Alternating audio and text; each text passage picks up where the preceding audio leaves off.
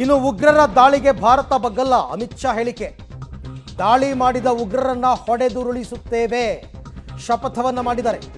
ಉಗ್ರರ ವಿರುದ್ಧ ಪ್ರತೀಕಾರ ತೀರಿಸಿಕೊಳ್ಳದೆ ಬಿಡಲ್ಲ ಅಂತ ಕೂಡ ಹೇಳಿಕೆ.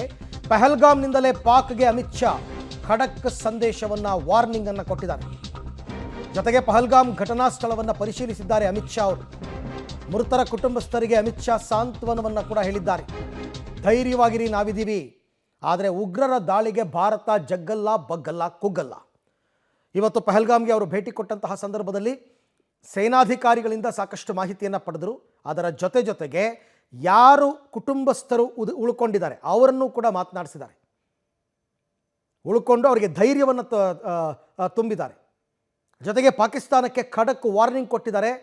ಉಗ್ರರನ್ನ ಹೊಡೆದುರುಳಿಸುತ್ತೇವೆ, ಹಮ್ ಬದಲಾ ಲೇಂಗೆ ಅಂತ. We have lost loved ones in this tragic incident. The summer season is just beginning there. This is the time when tourists start visiting the region. Tourist is also the biggest source of income for Jammu and Kashmir. And Visesh, what we can say, especially in Jammu, in Kashmir.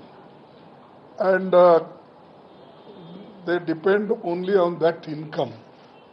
And Umar Abdullah told me this year's economy is collapsed and our main income is we take from tourism only. So we are finished, he said. That was his word, but let us see. ಕಾಂಡೋಲೆನ್ಸ್ ಅನ್ನು ವ್ಯಕ್ತಪಡಿಸ್ತಾ ಇದ್ದಾರೆ ಮಲ್ಲಿಕಾರ್ಜುನ ಖರ್ಗೆ ಅವರು, AICC ಅಧ್ಯಕ್ಷರು. ಜೊತೆಗೆ ನಾನು ಅದನ್ನೇ ಹೇಳ್ತಾ ಇದ್ದೆ, ಅದನ್ನೇ ಹೇಳಿ ಒಮರ್ ಅಬ್ದುಲ್ಲಾ ಅವರು ಮುಖ್ಯಮಂತ್ರಿಗಳು ಹೇಳಿದ್ರಂತೆ, ಈ ವರ್ಷದ ನಮ್ಮ ಆರ್ಥಿಕ ಪರಿಸ್ಥಿತಿ ಮುಗೀತು, ಇಡೀ ರಾಜ್ಯ ನಿಂತಿರೋದೇ ಅಲ್ಲಿ ಪ್ರವಾಸೋದ್ಯಮದಿಂದ.